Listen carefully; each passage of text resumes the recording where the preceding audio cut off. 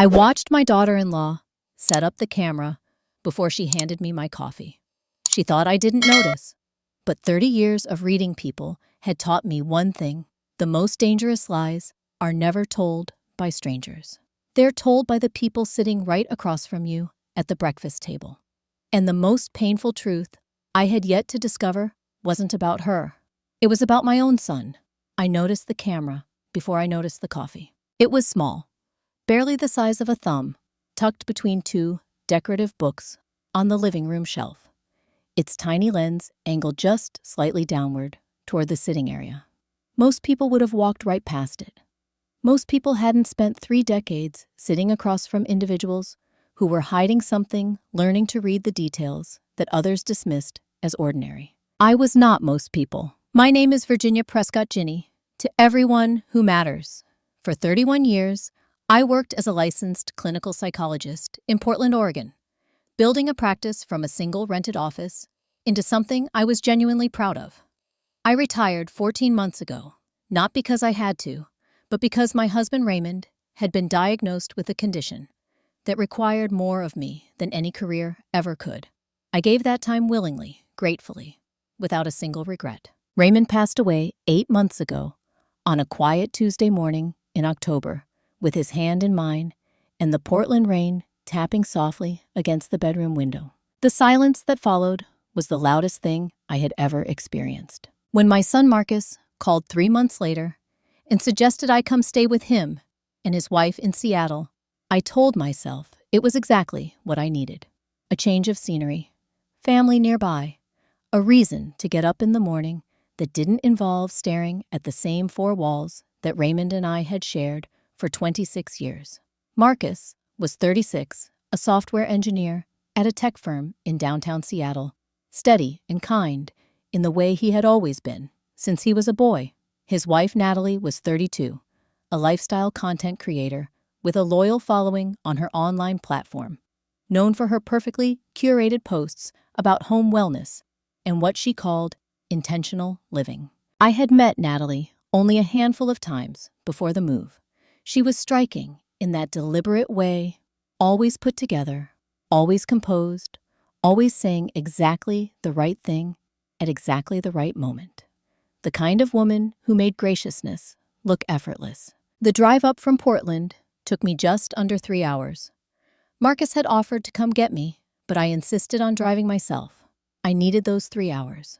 I needed the road and the rain and the radio turned low and the space to remind myself that I was not falling apart, that I was simply beginning something new. Their building was in South Lake Union, a sleek high-rise with floor-to-ceiling windows and a lobby that smelled like eucalyptus and money. The apartment itself was on the 14th floor, open plan, and immaculate, with a wall of glass overlooking the steel gray waters of Puget Sound, stretching out toward the Olympic Mountains. On a clear day, I imagined it was breathtaking. That afternoon, the clouds sat low and heavy, and the water looked like hammered pewter. Natalie answered the door before I had the chance to knock. "Ginny," she pulled me into a hug that was warm and perfectly timed, not too long, not too brief. She smelled like expensive candles and something faintly floral. "We are so glad you're here. This is your home now. Please come in." She took my coat, offered to bring in my bags, asked if I was hungry, if the drive had been tiring, if I preferred still or sparkling water. Each question arrived before I had finished answering the last.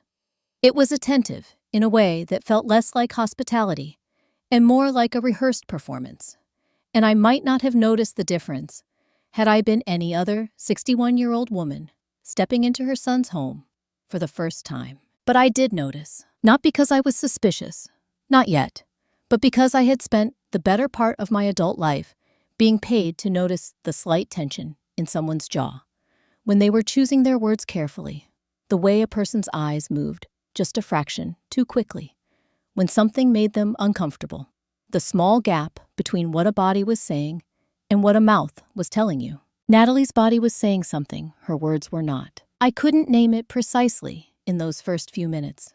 It was more of a frequency, the way a room changes, when someone in it is performing, rather than simply existing. Her smile never quite settled. Her movements were fluid, yes, but deliberate in the way that suggested they had been practiced rather than natural. And twice in the span of our first 10 minutes together, I caught her eyes flicking toward the living room shelf. Not obviously, not in a way that would register to most, just a brief, almost imperceptible check. The second time she did it, I looked, and that's when I saw it. The camera. Small, dark, positioned with care, between a copy of a popular design book and a ceramic figurine of a lighthouse that I would later learn Natalie had purchased specifically for that shelf. It was the kind of device that people used for home security, for monitoring pets, while away for checking in on elderly relatives who lived alone. There was no pet in this apartment. I looked away immediately, my expression unchanged. I had learned long ago that the most valuable thing in any high-stakes situation was the element of the other person not knowing what you knew. I let Natalie guide me through the apartment, the guest room she had prepared with fresh flowers and new linens, the bathroom stocked with products she had chosen for me, the kitchen where she offered to make me something to eat. "Let me start with coffee," she said, already moving toward the machine, with the ease of someone who had made this offer many times before. "You must be exhausted." "That would be lovely," I said, and I sat down in the living room in the chair that faced the shelf, with the small lens pointed in my direction, and I folded my hands in my lap and I waited. Natalie returned a few minutes later, with a mug in each hand, moving through the room with that same careful grace.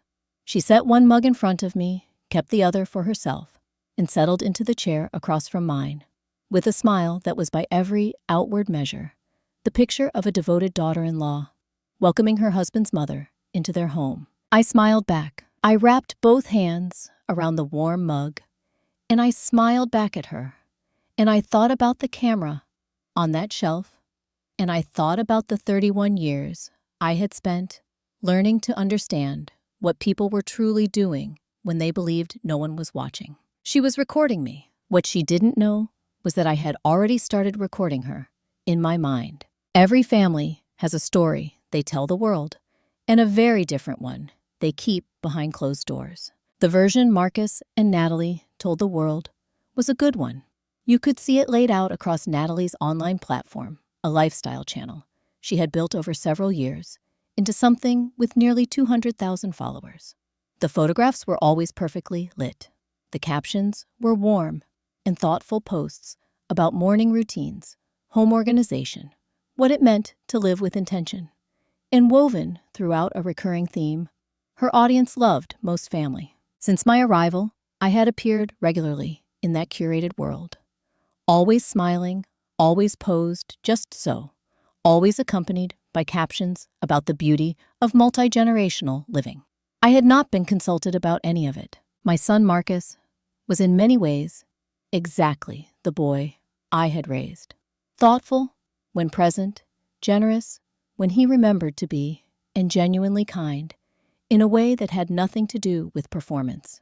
He worked long hours downtown, arriving home tired, grateful for whatever Natalie had prepared, largely unbothered by the details of how the household ran.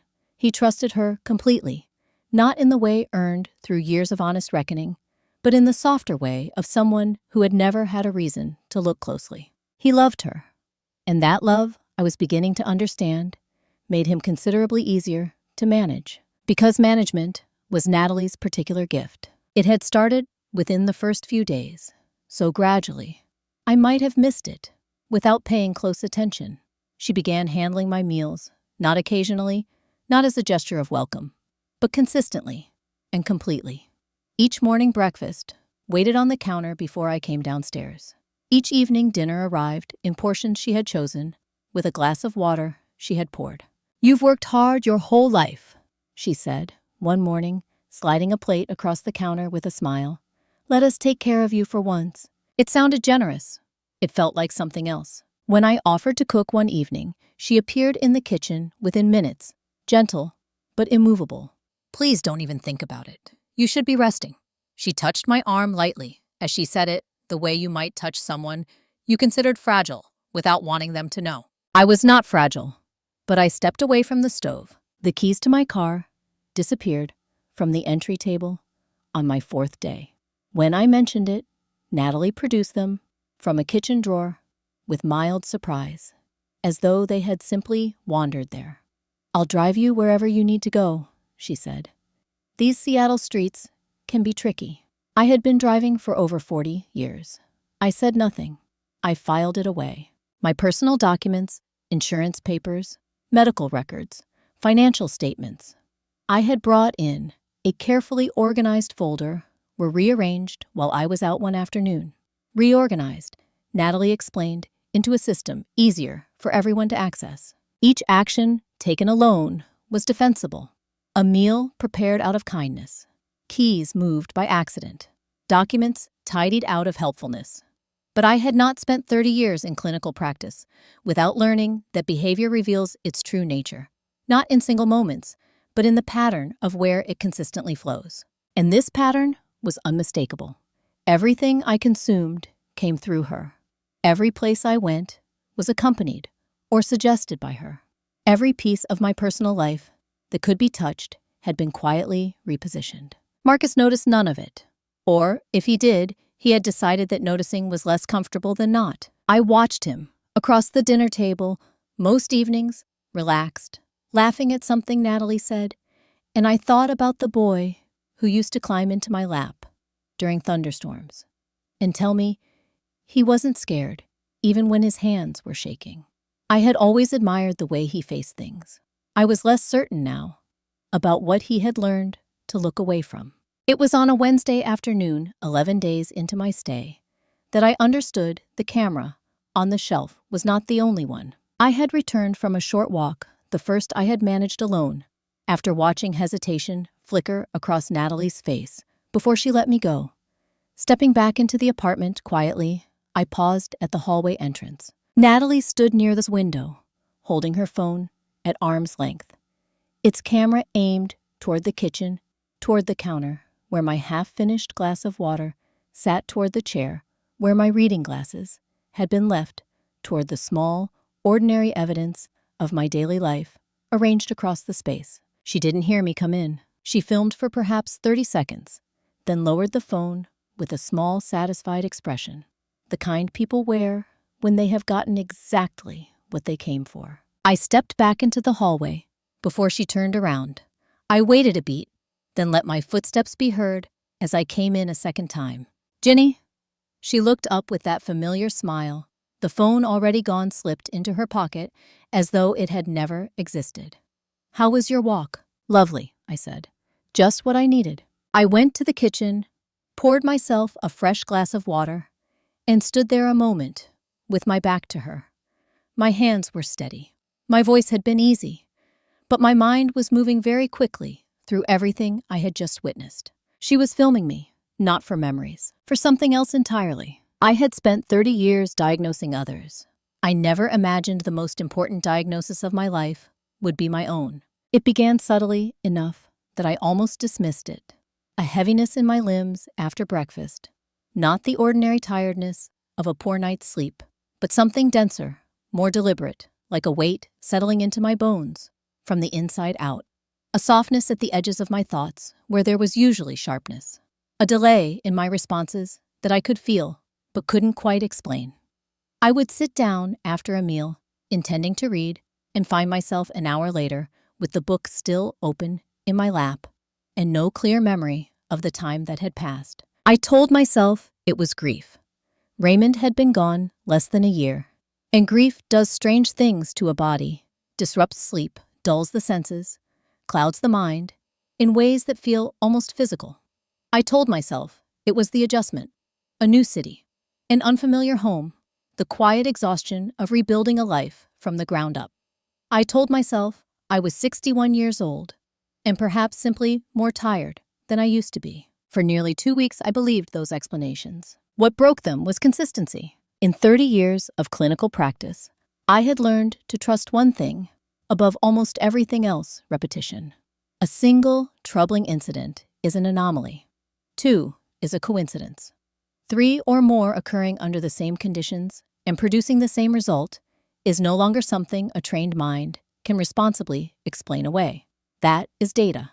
And the data I had been quietly collecting morning after morning and meal after meal was becoming very difficult to set aside. The heaviness came after breakfast. Every time. It came after lunch, after dinner, after the glass of water Natalie brought to wherever I happened to be sitting in the afternoon. But on the mornings, I managed to slip into the kitchen. Before she came downstairs, the mornings I made my own tea, poured my own water, prepared anything with my own hands. I felt entirely like myself. Clear, present, steady in a way I had almost forgotten was my baseline. The difference was not subtle once I began looking for it. It was a wall. I said to Sess nothing. I had learned over decades of sitting with people in their most guarded moments that silence is often the most powerful tool available. People reveal themselves most completely when they believe they are not being studied. And so I continued showing up to breakfast, accepting what was placed in front of me with a grateful smile, and quietly, carefully, beginning to test the edges of what I suspected. The first real test came on a Thursday morning, 18 days into my stay. Natalie set a mug of coffee on the counter beside my usual seat, the same mug, the same position, the same small smile she offered every morning, like a signature. I thanked her. I wrapped my hands around the warmth of it. And then, when she turned to rinse something in the sink, I poured it down the drain and refilled the mug with plain water from the tap. I sat at that counter for the next 2 hours and felt nothing but myself. No heaviness, no fog, no gentle erosion of clarity that I had grown accustomed to tolerating. My thoughts moved the way they always had, quickly, cleanly, one leading naturally to the next, without a resistance. I read 40 pages of the novel on the counter. I did the mental arithmetic on my retirement accounts without losing the thread halfway through. I felt, for the first time since arriving in Seattle, entirely awake. The relief was immediate. The implications were not something I was ready to sit with all at once. Natalie, for her part, noticed nothing unusual that morning. She moved through the kitchen with her customary ease, checking something on her phone, tidying surfaces that were already clean, offering commentary on the weather and her plans for the afternoon. She glanced at my mug, once a quick, practiced look, and seemed satisfied by what she saw. It was around that same period that her comments about my health began to take on a slightly different character. They had always been present in some form, small observations folded into conversation so naturally that they barely registered. But now, they arrived with more frequency and with a kind of careful structure that I recognized from my own professional training. I read something interesting about how cognitive changes can begin well before people expect them. She mentioned one afternoon not looking up from the magazine she was paging through, especially in the years right after a major loss. The stress alone can accelerate things. I looked at her over the top of my reading glasses.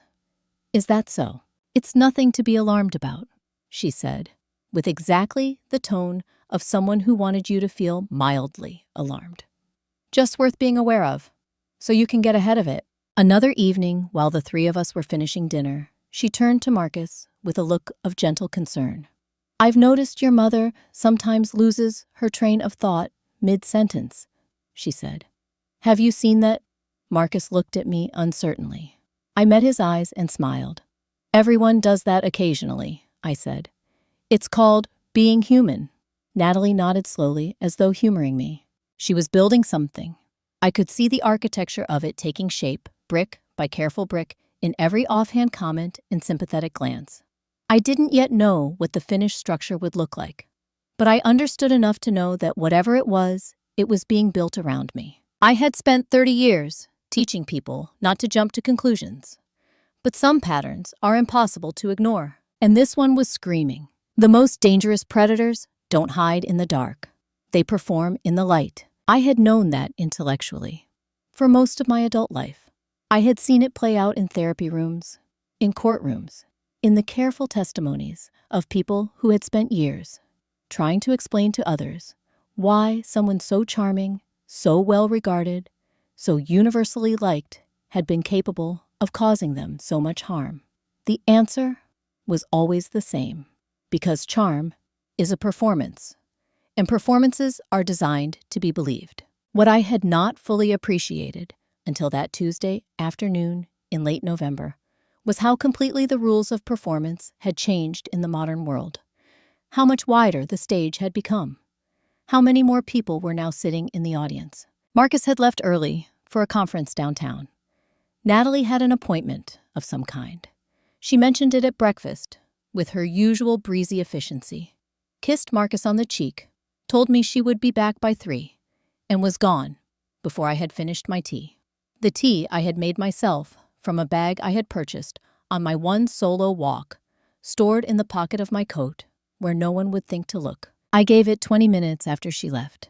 Then I opened my laptop. I had been turning something over in my mind since the previous week, the way Natalie's eyes moved when she checked her phone after filming those small moments of my daily life.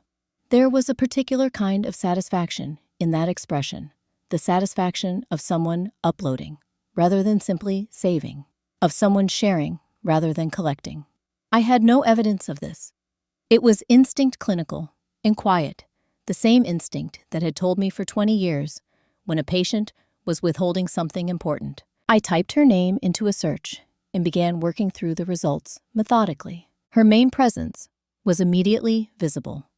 The polished lifestyle channel she had maintained for years, the one with the carefully lit photographs and the thoughtful captions about intentional living.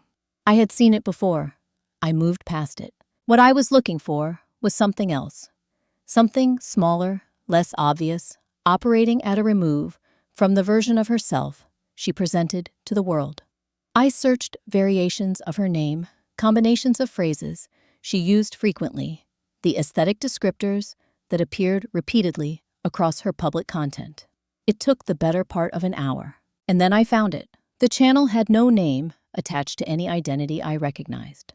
The profile image was a simple, geometric shape, dark and anonymous, but the content was immediately, unmistakably familiar. There were dozens of videos, short ones, mostly under 3 minutes, filmed with the steady hand of someone who had done this many times. The settings were all recognizable: the kitchen of this apartment, the living room, the hallway outside my bedroom door, and in nearly every one of them, I was there. I watched the first video with the volume low, my heart rate carefully steady, in the way I had trained it to be in difficult moments. The woman on screen, me, unmistakably me, was standing at the kitchen counter, reaching for something on the second shelf, then stopping. Her hand hovered there for a long moment, then she reached again, stopped again, and turned slowly to look at the window with an expression of mild, unfocused confusion. She stood like that for nearly 40 seconds before moving away. I remembered that morning. I remembered exactly what had caused that pause. A sudden, dense wave of disorientation that had come on within 20 minutes of finishing the breakfast Natalie had set out. I had gripped the counter edge and breathed through it, and told myself it would pass, and it had. What I had not known was that someone had been filming it from the hallway. The comments beneath the video were the kind that settled heavily in the chest. "This is so hard to watch. My grandmother was the same way before her diagnosis. You're doing the right thing, letting her stay with you. God bless you for taking care of her. How long has she been showing these signs?" Hundreds of them. Sympathetic, well-meaning, entirely convinced by what they were seeing. I moved through the other videos with the same controlled focus a person brings to reading a difficult report present, absorbing every detail, not allowing the emotional weight of it to interrupt the processing. There were moments of me losing the thread of a sentence mid-conversation, captured from across a room. Moments of me standing in the hallway at odd hours, filmed through a barely open door. Moments so ordinary they would have meant nothing without the framing, without the carefully worded captions that accompanied each one, describing the progression and the increasing frequency and the heartbreaking reality of watching someone you love change before your eyes. She was not documenting my decline. She was constructing it The final video in the feed had been uploaded 3 days prior. It was different from the others. No footage of me, no careful caption. Instead, it showed Natalie seated at the desk in her office, speaking in a lowered voice to someone positioned just off camera. A man from the partial shadow visible at the edge of the frame. His voice was inaudible. Hers was not, if you turned the volume up and listened carefully. "The timeline is moving faster than I expected," she said. "She's more observant than I anticipated, so we need to be careful. But the documentation is solid. Another few weeks, and we'll have more than enough to move forward." The man said something I couldn't make out. "I know," Natalie replied. "But we need it to be airtight. No room for anyone to question it." The video ended there. I sat for a long moment, with the laptop open in my lap, the screen casting pale light across my hands. Outside, the waters of the Sound moved gray and indifferent under a heavy sky. She wasn't just controlling my life inside this apartment. She was building a case against me in front of thousands of strangers. There is a particular kind of pain that has no name. It is the pain of looking into your child's eyes and wondering, how much does he already know? I had sat with many kinds of grief in my career. The sharp, sudden kind that arrives without warning and takes the breath clean out of a room. The slow, accumulated kind that builds over years until a person can no longer remember what it felt like to be without it. I thought I had developed through decades of bearing witness to other people's hardest moments, something close to a full taxonomy of human suffering. What I felt that evening, watching Marcus come through the front door with his jacket over his arm and his phone in his hand, and his face carrying the particular tiredness of a long day, was something I had no clinical category for. It was not suspicion. It was not inner anger. It was something quieter and more corrosive than either of those, the slow, reluctant possibility that the person I had loved longest in my life might be standing on the wrong side of something I did not yet fully understand. I had said nothing about what I had found that afternoon. I had closed the laptop, returned it to exactly the position it had been in, and gone to sit by the window with a book I did not read for the better part of an hour. By the time Natalie returned at 3, I was composed. By the time Marcus walked in at 6:30, I had decided what I needed to do. Dinner was the way it always was. Natalie at the stove, Marcus loosening his tie at the counter. The three of us moving through the choreography of an ordinary evening with the practiced ease of people who had been doing this for weeks. The food was good. The conversation was surface level and comfortable. I contributed where it felt natural and listened carefully when it did not. I waited until after dinner when Natalie excused herself to take a call, and Marcus settled into the couch with the loose, unguarded posture of a man who believed the day was finally behind him.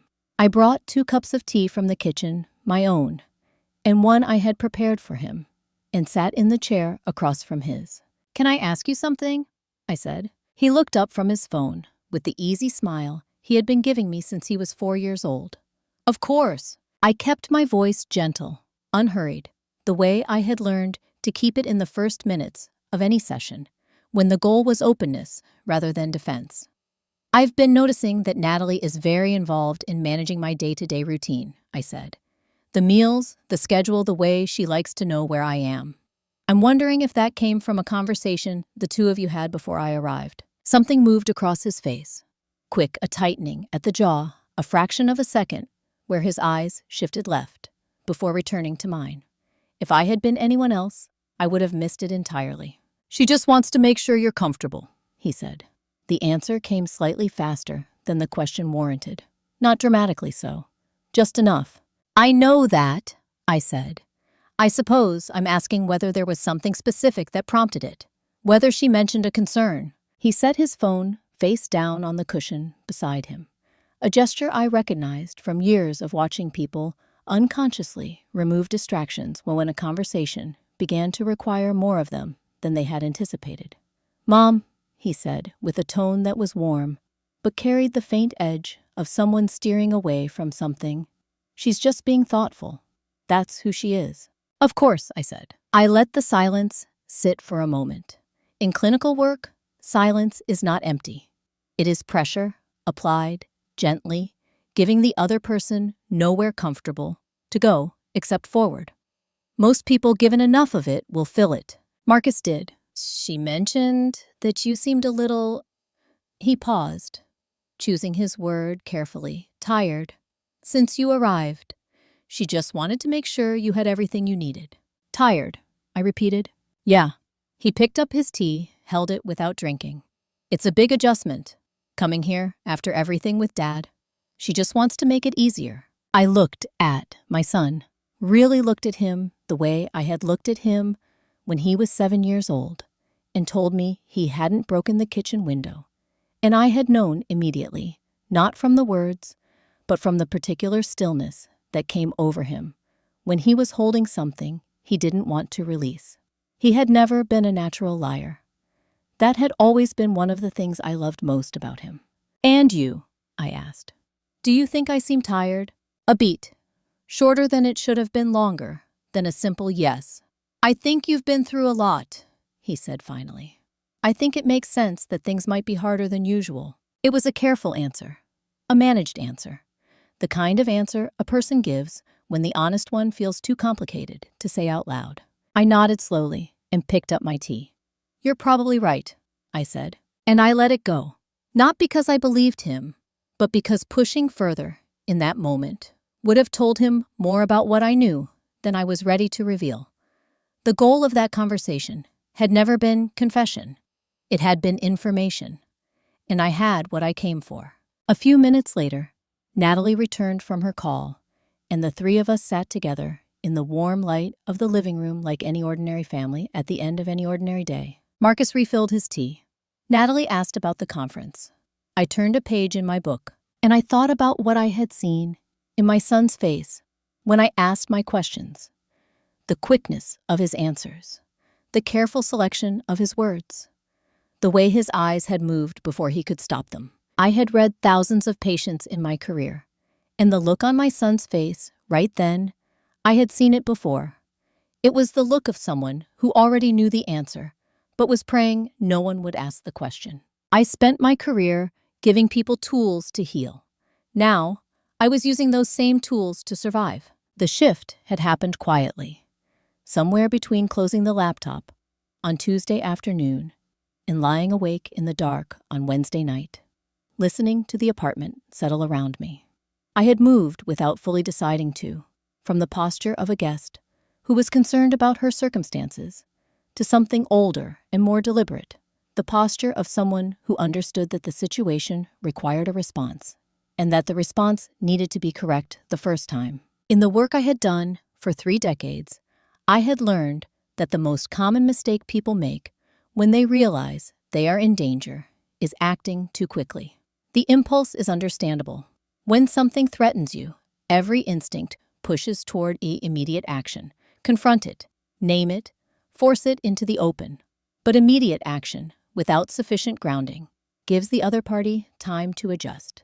It hands them the information that you know, and the moment they have, that everything changes. I was not going to make that mistake. What I needed was not a confrontation. What I needed was something solid enough that no amount of careful explanation could undo it. Something that existed independently of my word against hers. I had spent enough years in professional settings to understand how quickly a narrative could be redirected when one party had documentation and the other had only their account of events. She had documentation. I had suspicion and a very clear mind. That balance needed to shift. The opportunity came on a Thursday morning, 4 days after the conversation with Marcus.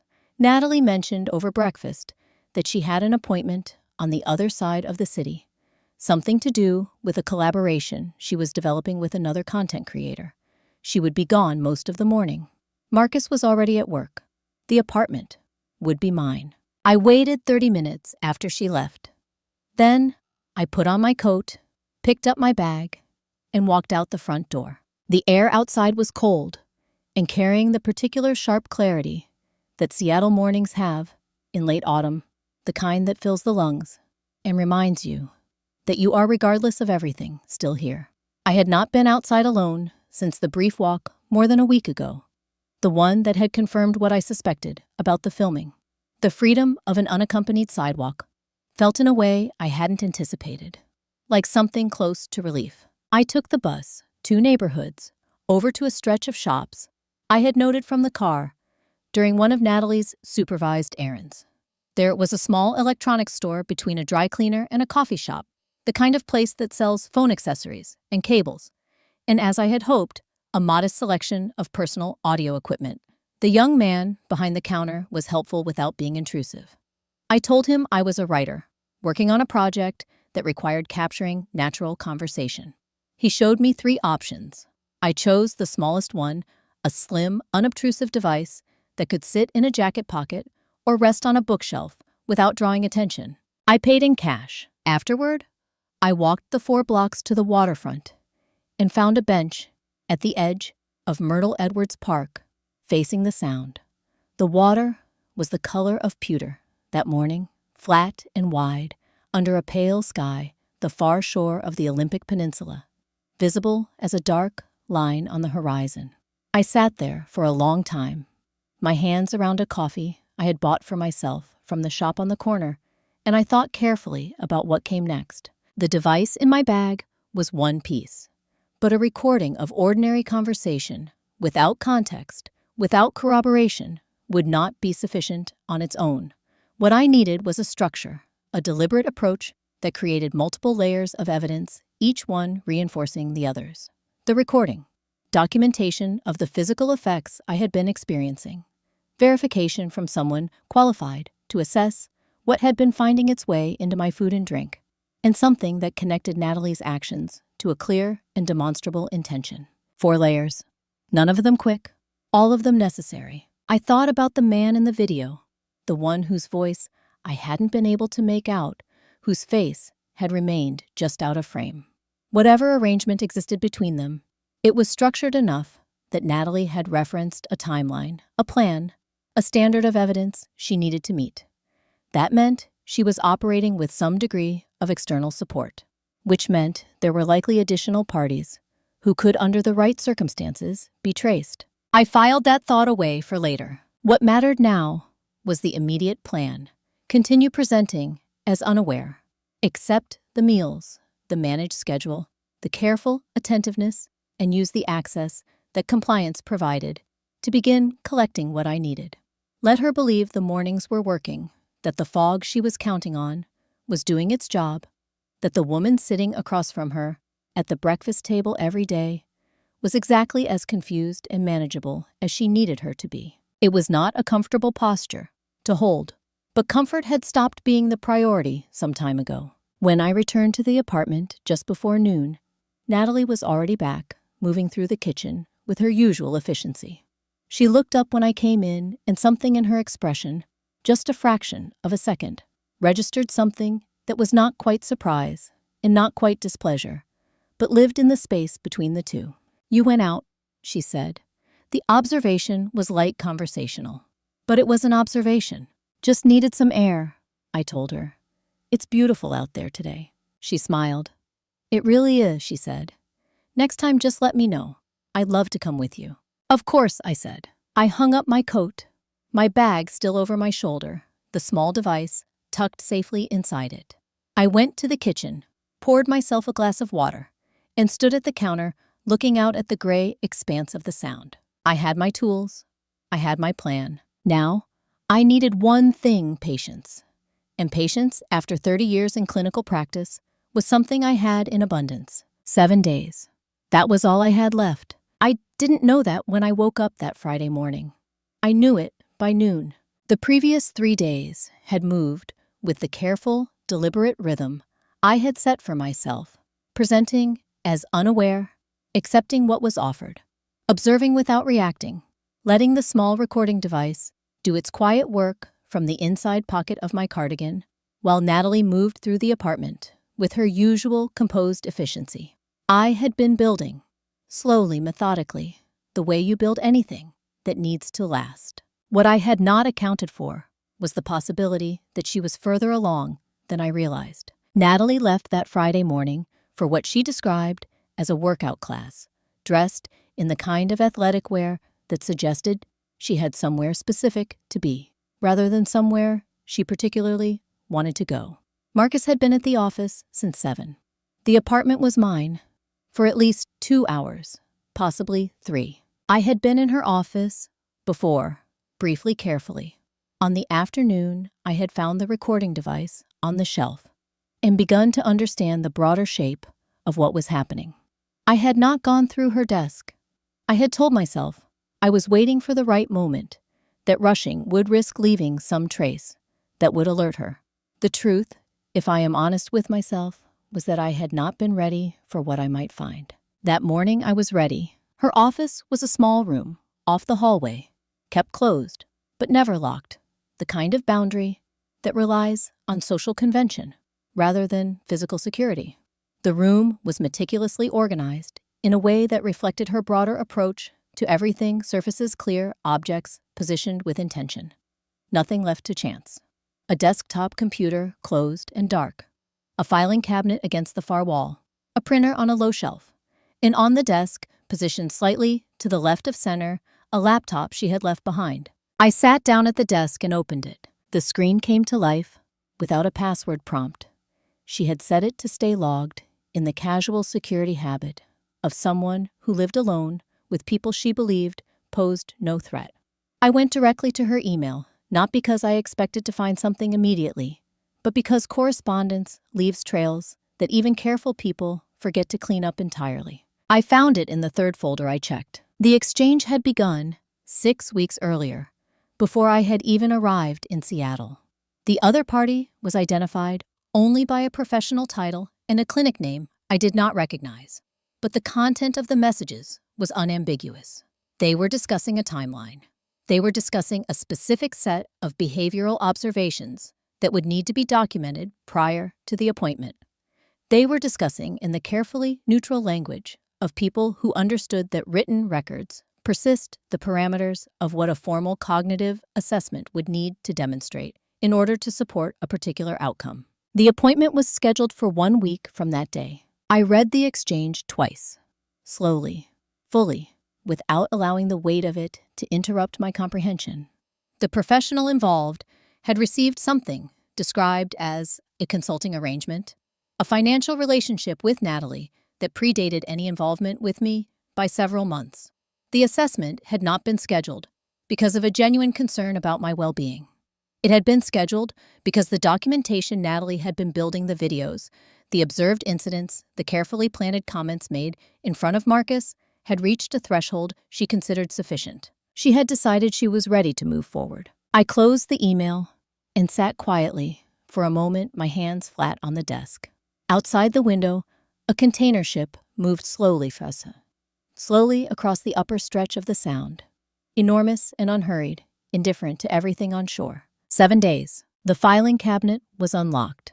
I approached it the way I approached everything that morning, deliberately, without rushing, leaving nothing disturbed.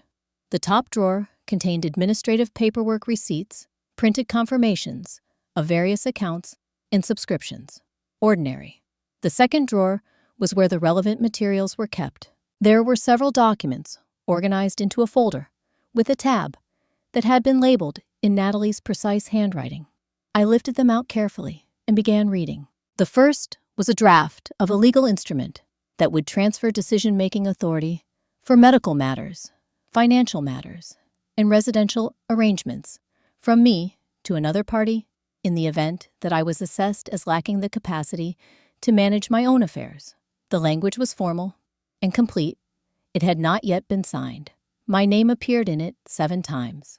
The second document was an information packet from a residential care facility located 40 minutes south of Seattle. Several pages had been flagged with small adhesive tabs. The flagged sections described admission procedures, adjustment timelines, and what the facility referred to as family transition support.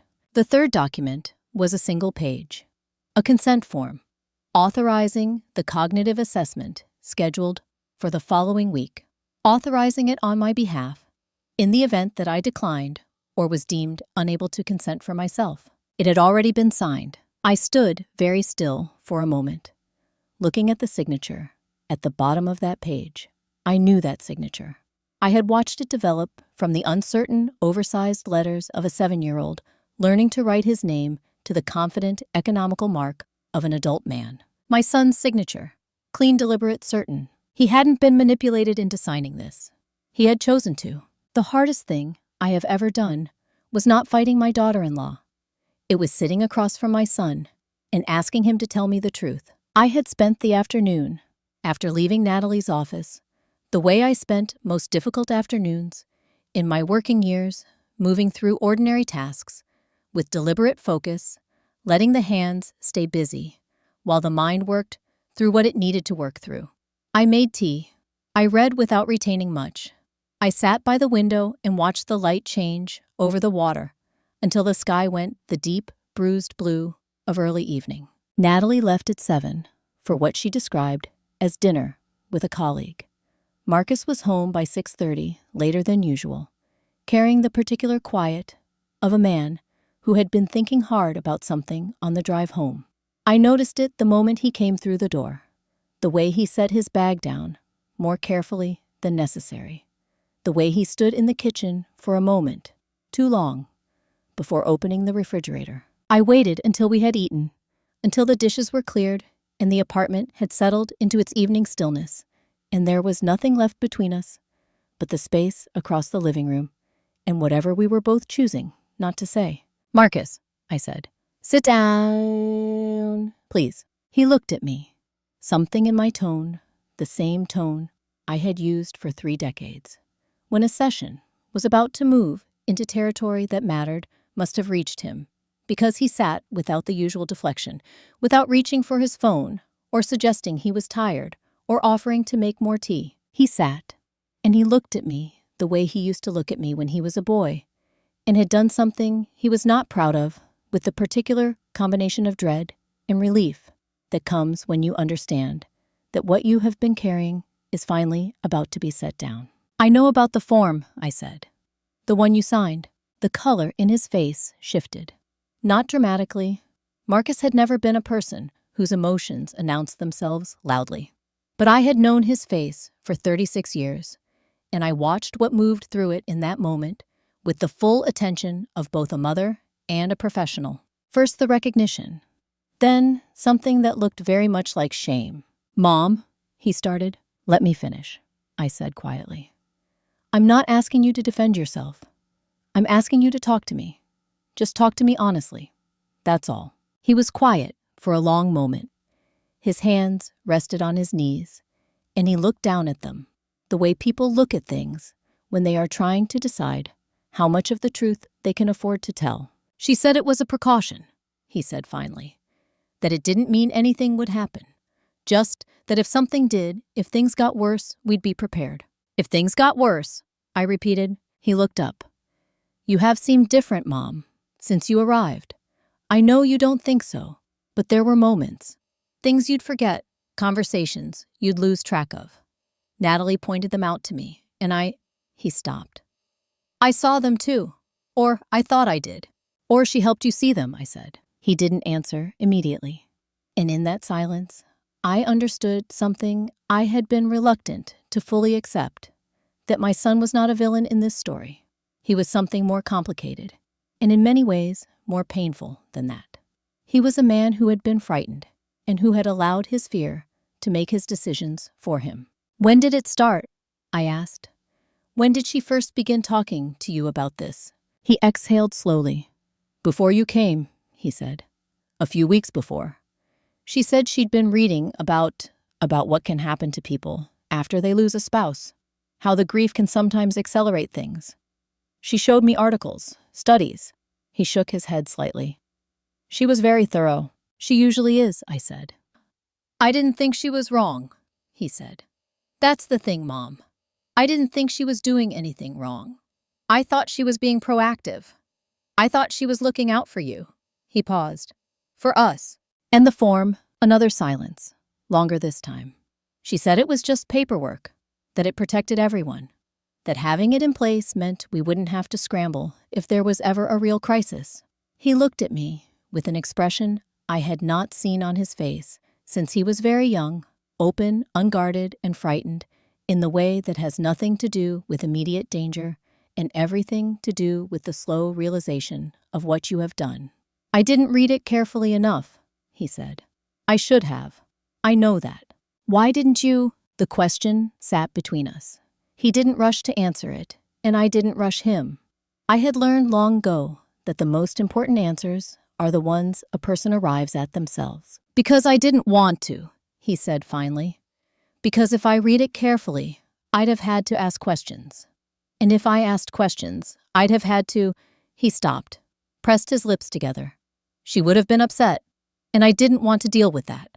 There it was, not malice, not conspiracy, something quieter and more human than either of those, the ordinary devastating failure of a person who had chosen the path of least resistance and told himself it was the path of care. "I was scared, Mom," he said. His voice was lower now, stripped of the careful management he had been applying to it. "I didn't know what else to do. I didn't want to lose her, and I didn't want to lose you. And I thought, if I let her handle it." He didn't finish the sentence. He didn't need to. I stood up slowly, walked to the window. Outside, the city had settled into its nighttime arrangement. The lights of the buildings across the water, the slow movement of a ferry in the middle distance, the dark mass of the mountains beyond. I stood there for a long time without speaking. I would not cry, not yet. First, I would finish what I started. In clinical practice, we say the truth is only useful when it can be proven. I had the truth. Now I needed the proof. The morning after my conversation with Marcus, I woke before 5 and sat at the kitchen table in the early dark with a cup of tea I had made myself and a notepad I had found in the guest room drawer. I wrote out everything I knew in the order I knew it, not as a record for anyone else, but as a discipline. 30 years of professional work had taught me that the mind organizes differently when the hand is moving. By the time the sky began to lighten outside, I had 4 columns on the page, 4 categories, 4 things I needed before the week was out. The first call I made that morning was to Dr. Patricia Wells, a colleague from my years consulting with a hospital network in the Pacific Northwest. Patricia was a forensic toxicologist, a person whose professional life sat precisely at the intersection of medicine and legal accountability. I stepped onto the small balcony off the guest room door, pulled shut, and explained what I needed in as few words as possible. She listened without interrupting. When I finished, she asked how long I had been holding on to the samples. I had collected small amounts of residue from cups and glasses I had avoided consuming, stored in 2 sealed containers. "About a week," I said. "Bring them this afternoon," she said. "I'll have something for you by tomorrow morning." The relief of being believed without argument is not a small thing. The second call was to an attorney, recommended through my own lawyer in Portland, a woman who specialized in the legal rights of older adults. Her assistant gave me an appointment for the following afternoon, no questions asked. The recording came that same evening unplanned. Natalie had been on the phone for most of the hour. After dinner, pacing the hallway, with the door pulled nearly closed. The small device I had positioned on the hallway shelf earlier that week sat quietly between a ceramic bowl and a folded throw, its indicator light invisible from any angle that mattered. I was reading in the living room. I turned pages. I kept my breathing even. What the device captured was just over 4 minutes of Natalie's side of a phone conversation. She confirmed everything was proceeding on schedule. She referenced the upcoming appointment by date. She described the accumulated documentation as more than sufficient for its intended purpose. She said, in the mild, satisfied tone of someone reviewing a project coming together well, that she expected no complications. She did not know that 30 feet away, the subject of that conversation was sitting in a reading chair, quietly cataloging every word. The following morning, I met Patricia at her clinic in First Hill. She had reviewed the samples overnight and described her findings in the careful language of someone who understood her words might eventually need to hold up in a formal setting. What she had found was consistent with a compound used in low-dose sedative applications, present in both samples, in concentrations sufficient to produce cognitive dulling fatigue and disrupted memory with repeated exposure. Symptoms that would, to an outside observer, resemble the early presentation of age-related decline. She would prepare a written report, signed and sourced within 48 hours. Before I left, she held my gaze for a moment. "Whatever you're doing," she said, "do it carefully." "I intend to," I said. By that afternoon, 3 of my 4 layers were in place. The 4th, the legal framework, was scheduled for the following day. I returned to the apartment and moved through the remainder of the evening, the way I had moved through every evening, for weeks present, composed, unremarkable. That night at dinner, Natalie set down her fork with the small, deliberate gesture of someone releasing something she had been holding in reserve. "I was thinking we should do something special this weekend," she said, with a warmth that landed slightly off its mark. "Just the 3 of us. A real family dinner." She smiled across the table. "I'll cook. Make a proper evening of it." Marcus looked up. I looked at Natalie. "That sounds lovely," I said. She smiled. I smiled back. She was planning something for that dinner. So was I. But mine would end very differently. There are 2 kinds of performances: the kind you put on for others, and the kind you put on for yourself. That night, I gave the performance of my life. The dinner was set for 7. By 6:15, I was already in the kitchen. Not because I had been invited there. Not because anyone had asked. I simply walked in, tied an apron around my waist, and began moving through the space with the unhurried certainty of someone who belonged there. Natalie appeared in the doorway within minutes, her expression carrying the particular, careful neutrality of a person recalibrating quickly. "Ginny," she said, "you don't have to do that." "I know," I said. "I want to." A beat, the faintest recalibration behind her eyes. I had already planned something. "Then let me help," I said pleasantly. "It'll be faster with 2. She could not refuse without making the refusal mean something. So she didn't. She came into the kitchen and we worked side by side in a silence that was on the surface entirely companionable.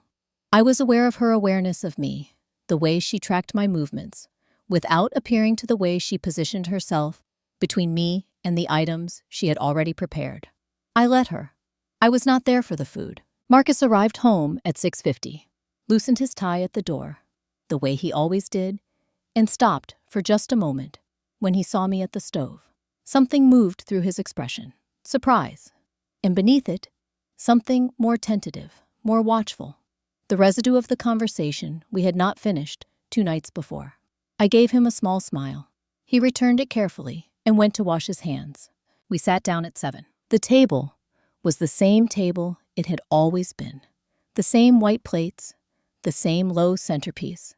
Natalie kept year-round the same view of the city lights beginning to appear through the wall of glass as the evening settled outside. Everything looked identical to every other dinner we had shared in that apartment. Nothing was. Natalie poured the wine. I covered my glass with my hand lightly and asked for water instead. She complied without comment, though I felt the brief assessing pause before she moved to the kitchen. Marcus was already talking about something from work, filling the opening minutes with the comfortable noise of an ordinary evening, and I let him. Conversation early in a meal is protective. It creates the impression of normalcy, and normalcy was exactly the atmosphere I needed to maintain for a little while longer. I had thought carefully about the timing. In every difficult conversation I had ever facilitated, the single most important variable was not the content, but the moment of introduction. Too early, and defenses were fully assembled. Too late, and the window of genuine openness had passed. The right moment was specific. It came after the meal had settled, after the initial social rituals had been completed, when people were physically comfortable and psychologically just slightly off their guard. I waited until the plates had been cleared. Marcus had gotten up to carry the dishes to the kitchen. Natalie was reaching for her wineglass. The apartment was quiet in the particular way of evenings winding down the city, visible through the glass behind her. The lights of the buildings across the water, steady and indifferent. I reached into the cardigan I had worn specifically because of its front pocket. and placed my phone on the table between us. "I'd like to play something," I said. "I think it's important that we all hear it together." Natalie's hand paused on her wine glass. Not dramatically, a fraction of a second. The kind of hesitation that the untrained eye would never catch. But I was not an untrained eye. "What is it?" Marcus asked, coming back from the kitchen, wiping his hands on a dish towel. "Just something I came across," I said. "Please, sit down." He sat. Natalie set her glass down and folded her hands on the table, with the composed, measured stillness of someone deciding how to respond to something they cannot yet fully assess. I pressed play. Her voice came through the small speaker. Clearly, the way it had sounded the evening I recorded it, calm, efficient, entirely certain of itself.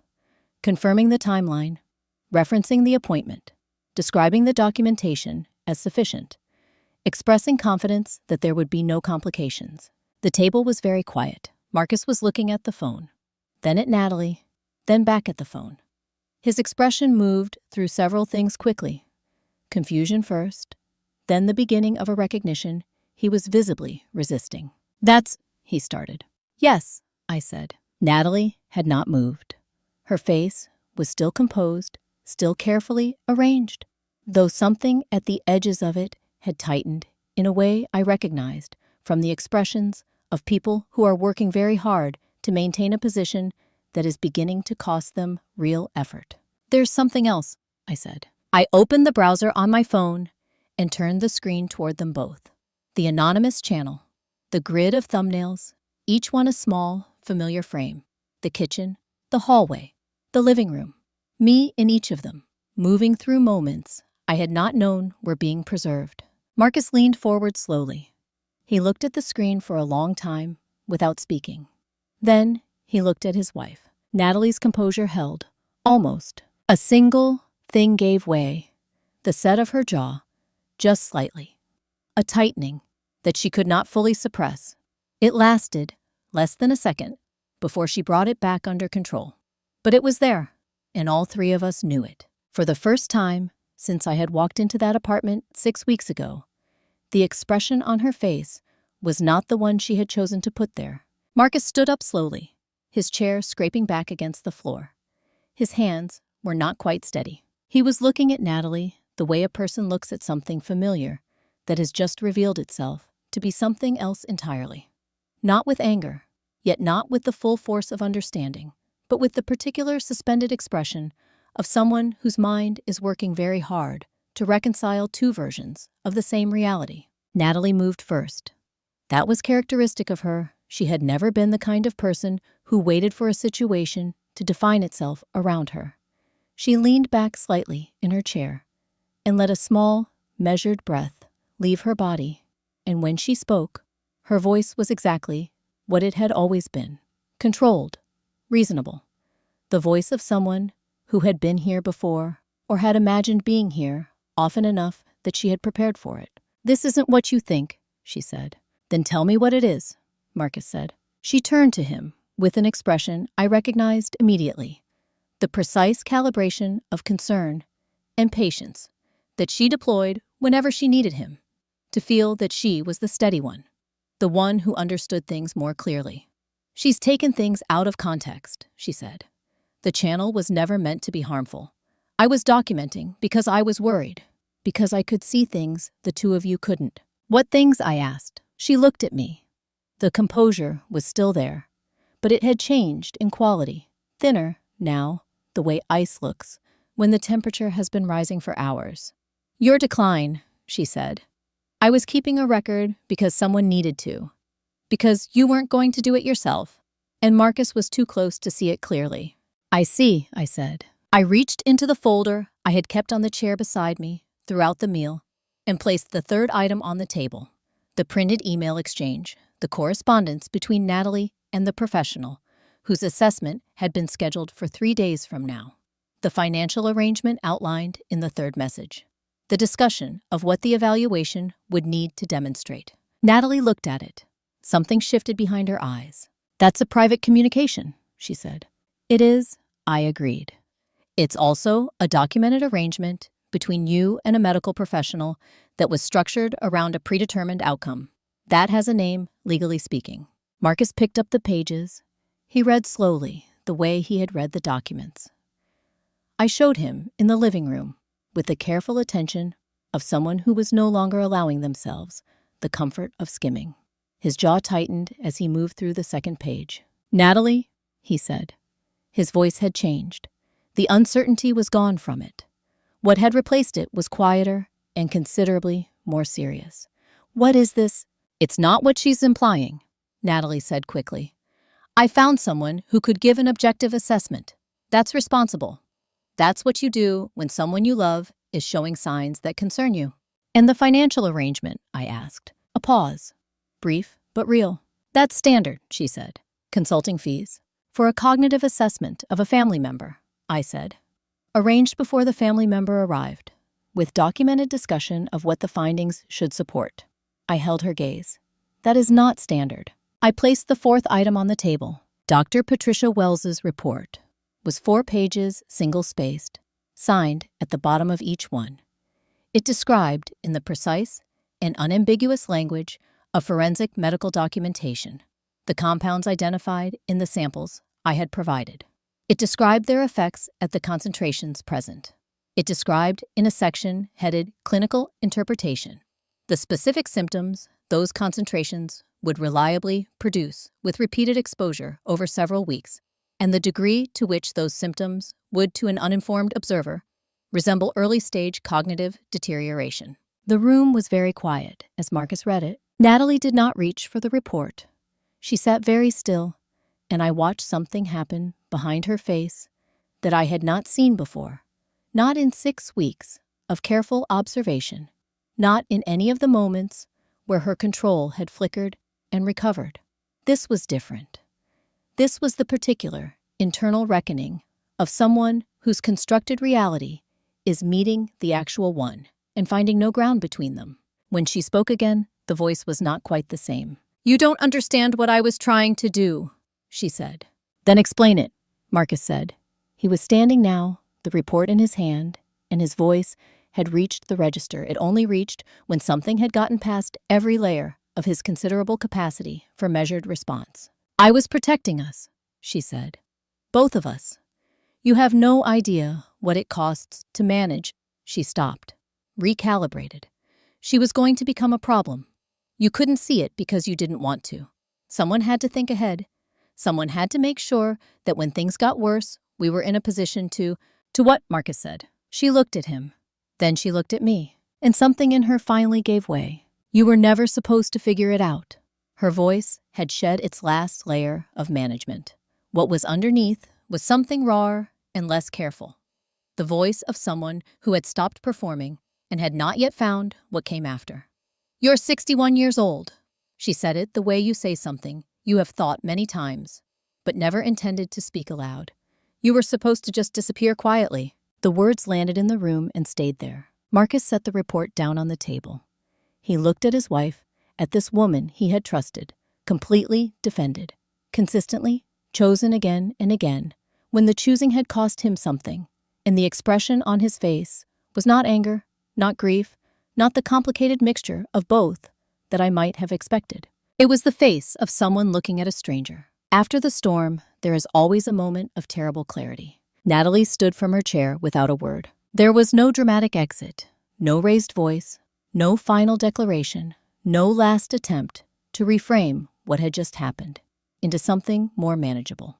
She simply pushed back from the table, walked to the entryway with the same measured, deliberate steps she brought to everything, lifted her coat and bag from the hook beside the door, and left. The door closed behind her with a soft, definitive click that was somehow louder than anything that had been said in the preceding hour. The apartment absorbed the silence that followed. Marcus hadn't moved from where he was standing beside the table. One hand still rested on the back of his chair. The report from Dr. Wells lay open in front of him, its pages slightly displaced from where he had set it down. He was looking at the door. I stayed where I was. I did not speak. I had spent enough years sitting with people in the immediate aftermath of something shattering to know that the worst thing you can do in that first minute is fill it. Grief. And what my son was experiencing in that moment was a form of grief, the sudden, disorienting loss of a version of his life he had believed in. Completely grief needs room. It cannot be hurried through. It can only be witnessed. So I witnessed. He stood there for a long time. Long enough that the city outside the windows completed its slow shift into full night, the lights of the buildings across the water brightening as the last of the daylight gave way. He didn't cry. Marcus had never been a person who cried easily. Not as a boy. Not as a man. What he did instead, when something reached him deeply enough, was go very still, the way he was still now, as though motion itself had become temporarily impossible. Eventually, he pulled out his chair and sat down. He looked at the table rather than at me, and for a while, that was enough. Just the two of us in the quiet apartment, the space between us, holding everything that neither of us had yet found a way to say. When he finally spoke, his voice was different from any version of it I had heard that evening. The carefulness was gone from it. The management, the measured selection of words that had characterized every conversation we'd had in the past several weeks, all of it stripped away, leaving something that was rawer and younger and achingly familiar. I kept telling myself it was fine, he said, to the table, not to me, that she was just thorough, that she worried more than most people, and that was a good thing, and I should be grateful. He paused. I told myself that a lot. I didn't respond. He didn't need a response yet. He needed to hear himself. She'd point things out, and I'd think, okay, maybe. Maybe Mom did seem a little off at dinner. Maybe that was a real lapse, not just a normal moment. And then the next thing she pointed out, I'd think the same thing. He shook his head slowly. I let her build it. I let her build the whole thing, and I stood there, and I watched, and I told myself I was being a good husband. You were frightened, I said. He looked up. That's not an excuse. No, I said. It isn't, but it's a reason. There's a difference. He absorbed that in the way he absorbed difficult things oyomoli, without rushing to agree or disagree, turning it over. I signed something, he said, without reading it properly, without asking you, without... He stopped. His jaw worked for a moment. I signed something that would have... I know, I said. How did you find it? The same way I found everything else, I said quietly. I paid attention. He looked at me, then really looked at me, the way he hadn't fully allowed himself to in weeks. As though the act of seeing me clearly might confirm something he hadn't been ready to confirm. And what I saw in his face in that moment was not the careful, managed expression of a man navigating a complicated situation. It was the face of my son, unguarded, undone, and deeply, genuinely sorry in the way that lives below words and surfaces, only when everything else has been removed. I should have protected you, he said. His voice broke on the last word. Not dramatically, just a small fracture, the kind that means something has given way somewhere underneath. That's what I was supposed to do. And instead, He didn't finish. He pressed his lips together and looked down at his hands. And I watched him hold the weight of that unfinished sentence, the way you hold something you cannot put down, but haven't yet learned to carry. After a long moment, he slid from his chair. Not in a practiced way, not with any particular intention, just the movement of a man whose legs had found the floor before his mind had decided on a direction. He knelt on the hardwood in front of me, his hands loose at his sides, his face level with mine. And the years collapsed in that moment, in the way they sometimes do, all of them at once, the boy and the man and everything in between present in the same breath. Can you ever forgive me, Mom? The question sat between us, honest and bare, asking nothing more than exactly what it said. I looked at him for a long moment. Then I turned my gaze toward the wall of glass, toward the dark water beyond it, toward the slow, indifferent movement of the sound under the night sky. The question deserved more than silence. I knew that, but it also deserved more than a quick answer. And so I gave it the only thing I had in that moment to give. I gave it the truth of my silence, and I let it stand. Forgiveness, I had learned, is the most misunderstood word in the human language. People mistake it for absolution. They believe that to forgive is to declare that what was done no longer matters, that the harm caused has been weighed and found acceptable, that the relationship between the one who wounded and the one who was wounded has been restored to whatever it was before the wound.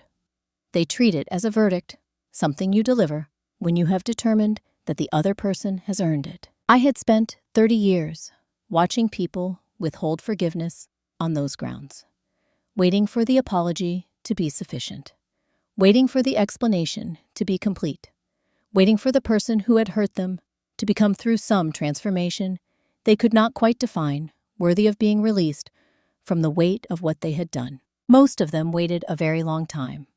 Some of them never stopped. Marcus was still kneeling on the floor behind me. I could feel his presence, the way you feel the presence of someone you have known since before they could speak, not as a sound or a sight, but as something older and less explicable than either of those.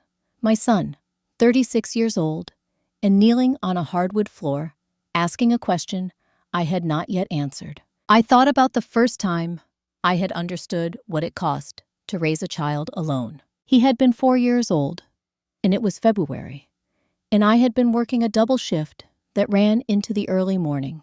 The woman who watched him in the evenings had called in sick, and there was no one else, and so I had brought him to the hospital with me and settled him in the break room with a blanket and a stuffed bear he carried everywhere that year, and told him to sleep. He had slept. He had woken at 3 a.m.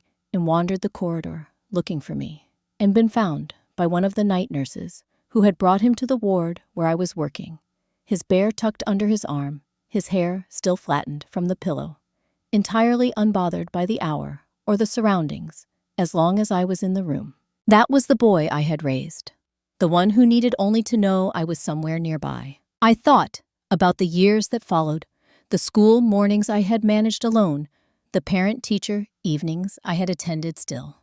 In work clothes, the holidays I had stretched a limited budget into something that felt, I hoped, like abundance.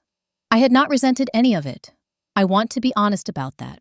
I had not resented it because he was mine and I was his, and that was simply the shape our life had taken, and there was a wholeness to it that I had never needed anyone else to validate.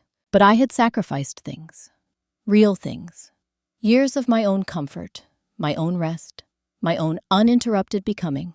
I had given those things willingly, without accounting for them, without keeping any kind of ledger. And now he was kneeling on a floor, asking me if I could forgive him for signing a piece of paper that would have taken everything I had left. The question, when I let myself feel the full weight of it, was not small. Here is what I had come to understand about forgiveness across 3 decades of sitting with people who were trying to find their way back to themselves after something had broken them.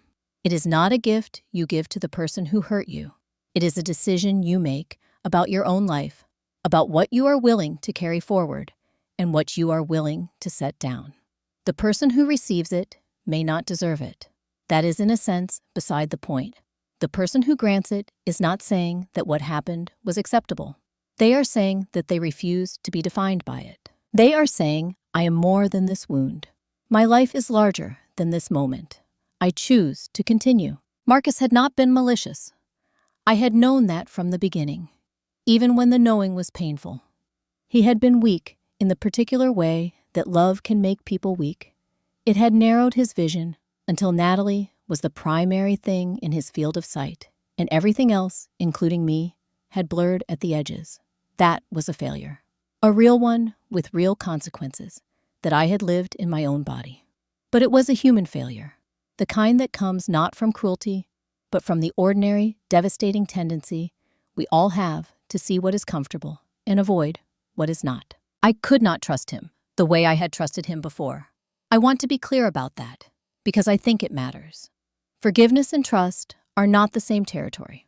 Trust is rebuilt slowly, in small increments, through consistent action over time.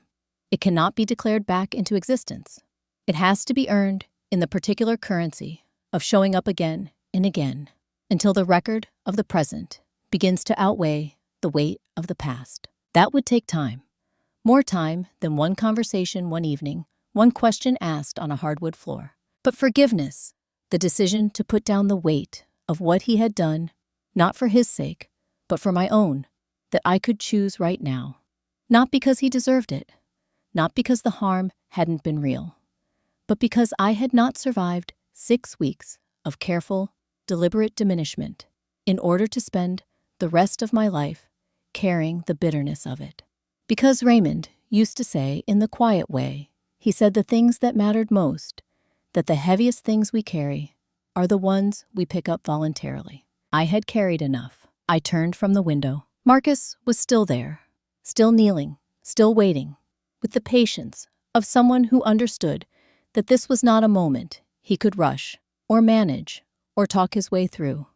He was simply present in the way he had been present as a boy in that hospital corridor, waiting to know whether I was still in the room.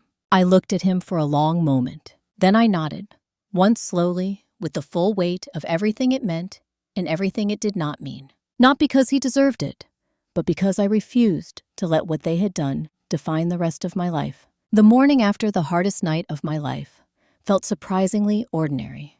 And in that ordinariness, I found something I hadn't expected resolve. I woke at 6:30 to the sound of the city coming alive outside the window. Traffic on the street below, a ferry horn somewhere on the water, the particular gray-white light of a Seattle morning pressing through the curtains with its usual indifference to what had happened the night before. I lay still for a moment and took stock of myself the way I used to take stock of patients in the first minutes of a difficult session, assessing what was present, what was absent, what needed immediate attention, and what could wait. What I found surprised me. I was not devastated. I was not angry in the way I had expected to be angry. I was tired in the deep, settled way of someone who has been carrying something heavy for a long time and has only just set it down. But underneath the tiredness, running quiet and steady, like water under ice, was something that felt remarkably like clarity. I got up, made my own coffee, stood at the kitchen window, and drank it while the morning assembled itself outside. Natalie had not come back the previous night. Her side of the closet in the master bedroom was partially emptied. I learned this later from Marcus, who had slept on the couch and was already awake when I came downstairs sitting at the kitchen table with a cup of cold coffee he had forgotten to drink. He looked like a man who had spent the night doing the kind of thinking that leaves marks. We did not say much to each other that morning. There was between us the particular quiet of two people who have said the important things and are now simply occupying the same space while the aftermath settles. That was enough for the morning. My appointment with the attorney was at 10. Her office was in a building on 4th Avenue, 12 floors up, with a view of Elliott Bay that on a clear day would have been remarkable. That morning, the bay was obscured by low cloud. The water, invisible the far shore, suggested rather than seen. She was a woman in her mid-50s, with the kind of composed, attentive manner that I recognized and respected, someone who had heard difficult things many times and had learned to receive them without either minimizing or dramatizing. She reviewed the materials I brought with the methodical focus of someone who understood that accuracy mattered more than speed. When she finished, she looked up. "You've been thorough," she said. "It was necessary," I said. She outlined what would happen next in the clear, sequential language of someone who wanted her client to understand, rather than simply comply. The documents that had been prepared, the consent form, the legal instrument drafted in my name, would be formally nullified. A record would be established, confirming that they had been created without my knowledge or genuine consent. The materials I had gathered, combined with Dr. Wells's report, were sufficient to initiate a formal inquiry into the conduct of the professional Natalie had engaged.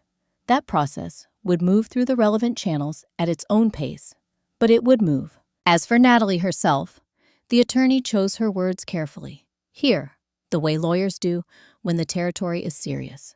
The nature of what had been done, documented as thoroughly as it now was, would be referred to the appropriate authorities. Marcus had already called her that morning, before I came downstairs to confirm his full cooperation. She had told him to put that in writing, and he had. I thought about that as I sat across from her, Marcus on the couch, with his cold coffee making the call that placed him unambiguously on the side of the truth. It did not undo what he had signed, but it was a beginning, and beginnings I had learned were worth something. The attorney slid a single page across the desk toward me. A formal revocation, one document, clearly worded, requiring only my signature to take effect. It nullified every instrument that had been prepared in my name, without my genuine informed consent. It restored, in the precise language of legal documentation, what had always been mine. I picked up the pen she offered. In the weeks since arriving in Seattle, I had thought about autonomy in the abstract as a concept, as a value, as the thing that was being methodically removed from me, one small decision at a time. I had thought about it clinically, analytically, the way I thought about most things when I needed to keep moving.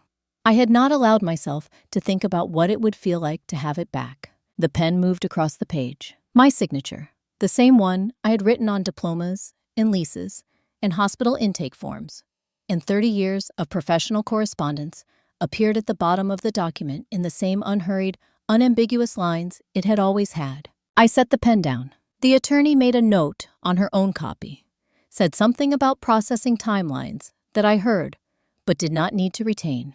Outside her window, the cloud had shifted slightly, and a narrow band of the bay had become visible, silver gray, and still the kind of water that holds light without reflecting it.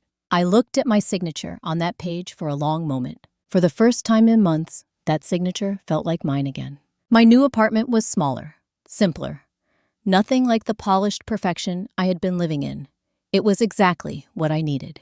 It was on the 3rd floor of a building in Capitol Hill, a neighborhood I had always liked during my years of visiting Seattle, the kind of place where old buildings stood next to newer ones without either apologizing for its presence, where the streets had actual trees and actual people, and the particular lived-in quality that comes from a place being inhabited rather than curated.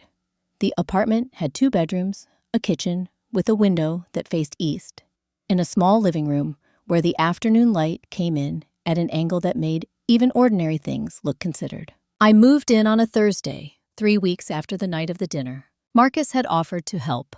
I told him I wanted to do it myself, and I meant it, not as a punishment, not as a statement about where things stood between us, but because there is something necessary about arranging your own space with your own hands after a period when your hands have been removed from every decision.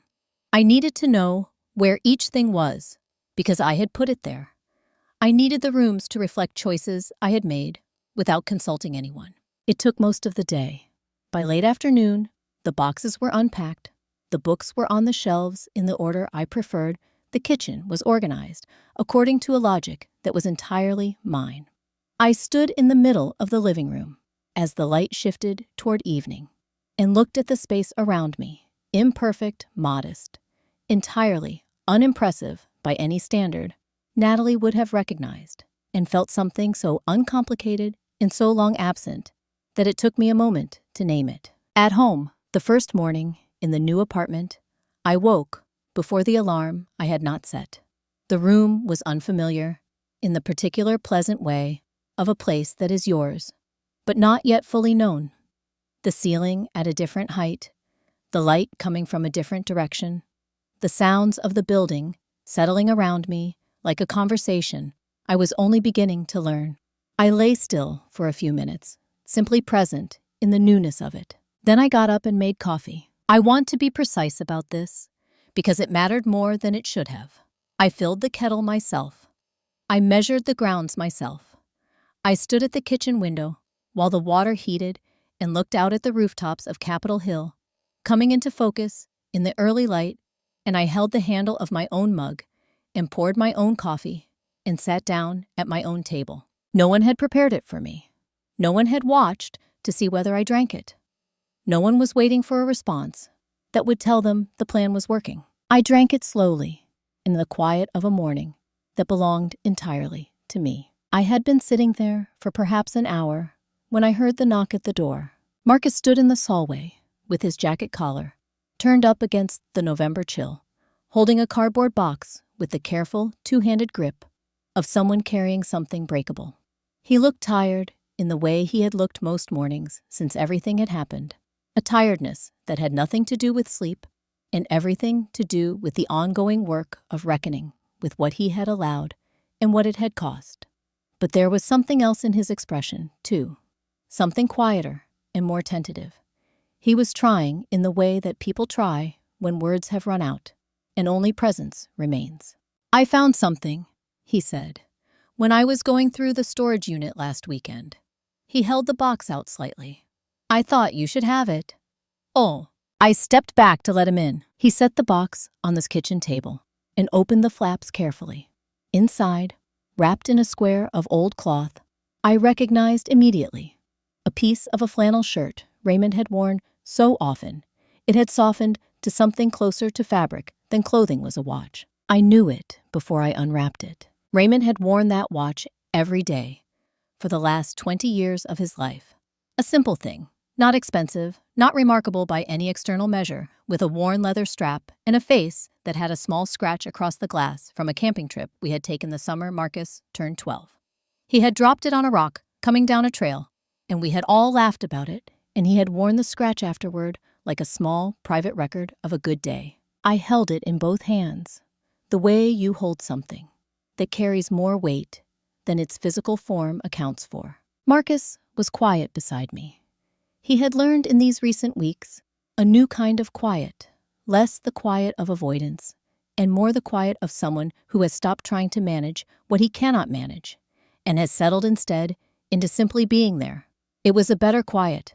I noticed the difference. He used to say something I said not to Marcus, particularly, but to the room, to the morning, to the watch in my hands. When things were hard, when I'd come home from a difficult stretch at work and sit at the kitchen table not knowing how to start the next thing, I turned the watch over slowly. The scratch on the glass caught the light. He'd sit down across from me, and he'd say the strongest thing a person can do is simply refuse to disappear. The words settled into the apartment's quiet. I had thought about that phrase many times in the past weeks. In the moments when the fog had been heaviest and my grip on my own clarity had felt most uncertain.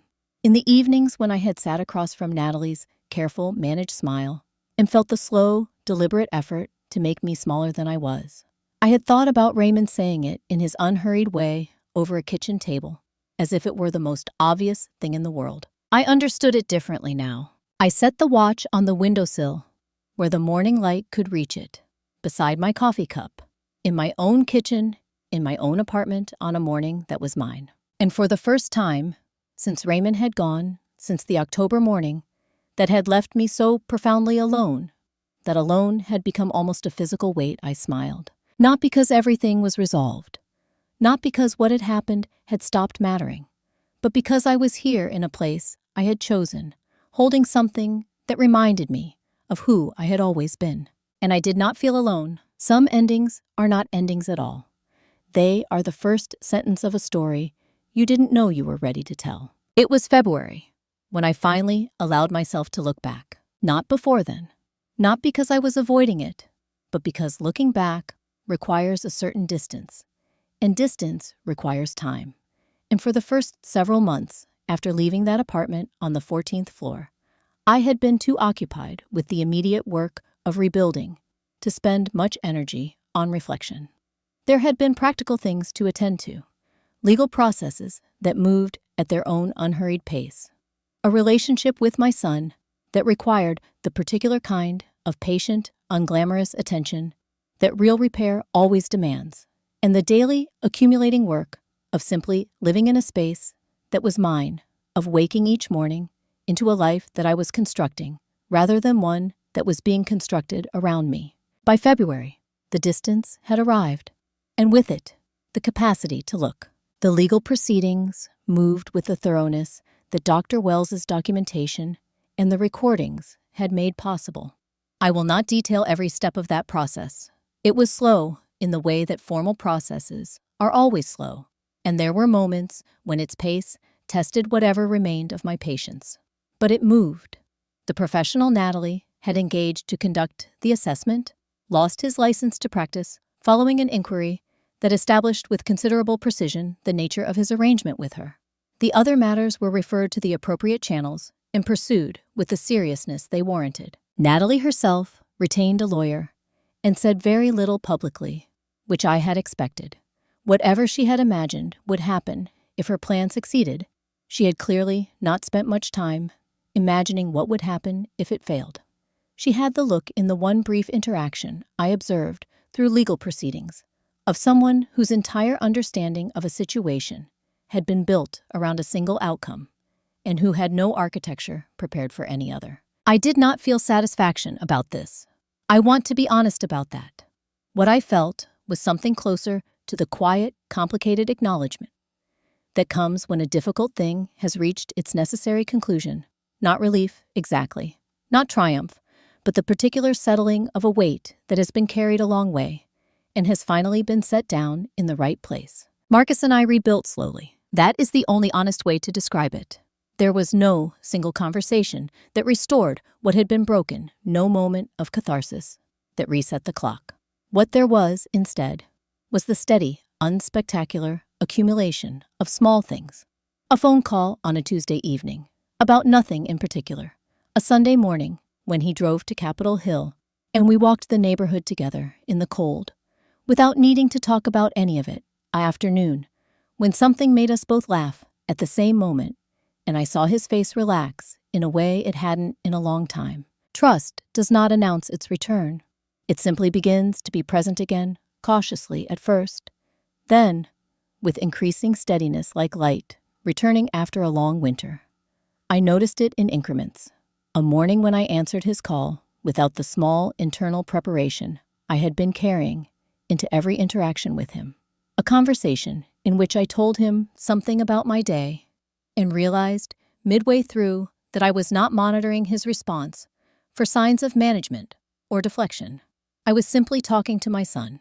It was enough, more than enough, for where we were. The book began as something smaller than a book. It started as notes. The same kind of longhand discipline I had applied the morning after everything fell apart, writing in the kitchen before the sky lightened. But these notes were different in character from the ones I had made then. Those had been a clinical record, precise and purposeful, oriented entirely toward what I needed to do. These were something more like a reckoning, an attempt to understand not just what had happened, but why it had been possible. Why the particular combination of circumstances Natalie had constructed had been so effective. What the early signs had been, and how they had been easy to dismiss. What a person needed to know in order to recognize them. I thought about the women I had known over the years, patients, colleagues, acquaintances, who had described situations that now, in retrospect, carried the same architecture. The slow removal of decision-making, the gradual reframing of independence as a problem to be managed, the careful cultivation in the people nearby of a narrative that replaced the person's own account of themselves with something more convenient.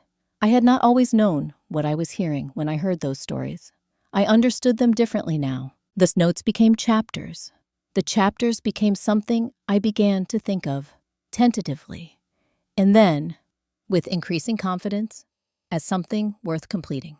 Not for publication necessarily, though that possibility existed, and I did not dismiss it, but because the act of writing it down was itself a form of testimony, a refusal in the most literal sense to let what had been done remain unexamined and unnamed. I wrote at the kitchen table most mornings before the day assembled its other obligations.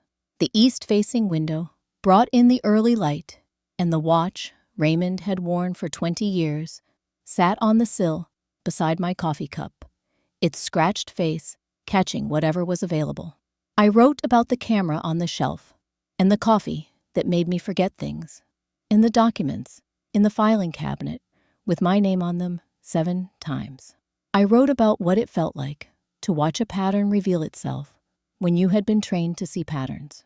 I wrote about Marcus and about forgiveness and about the difference between the two.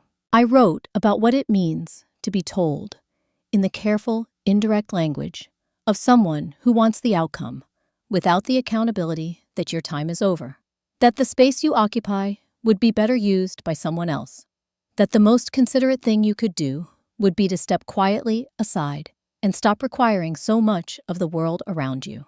And I wrote about what it means to refuse. What Natalie left behind was damaged distrust, and months I can never get back.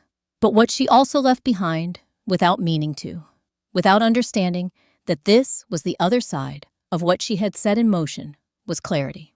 The kind that only arrives when everything that was false has been stripped away, and what remains is the actual shape of your life, seen plainly for perhaps the first time in years. I was 61 years old, and I was just getting started. There is something I want to say to you directly before we part ways tonight. Not as a character in a story, not as a woman recounting something that happened to her from a careful distance, but as someone sitting across from you the way I used to sit across from the people who came to my office, present unhurried, and genuinely meaning every word. What happened to me was not extraordinary.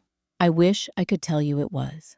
I wish I could say that what Natalie did was so rare, so far outside the boundaries of ordinary human behavior, that the chances of it happening to anyone else were vanishingly small.